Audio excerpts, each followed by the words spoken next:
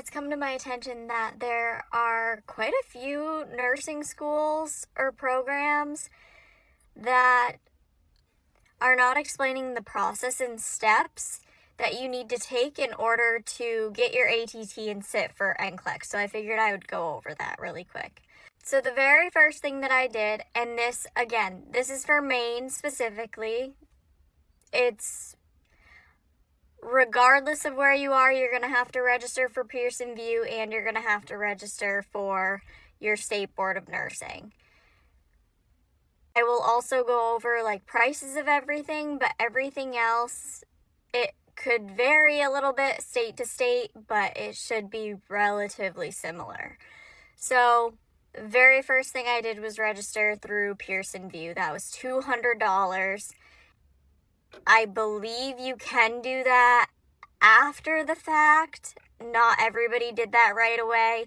That's just the first thing that I did. That was what was recommended to us. The second thing I did was I went to the Maine State Board of Nursing and I registered there. That was $75.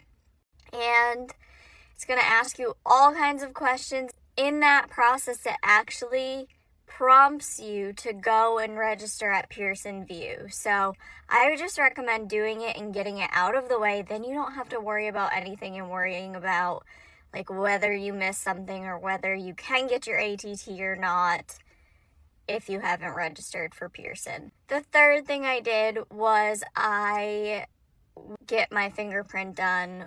So that covers the fingerprinting and the background check, and that was $55. That is good in Maine for 90 days, so plan accordingly to when you actually plan on taking your NCLEX. And then the last thing that we had to do was fill out our verification form.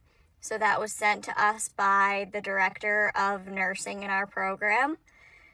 We fill that out, we send that back to them. Once you graduate, once you have all of your final grades in, once it is like finalized that you are passing nursing school, you finished officially,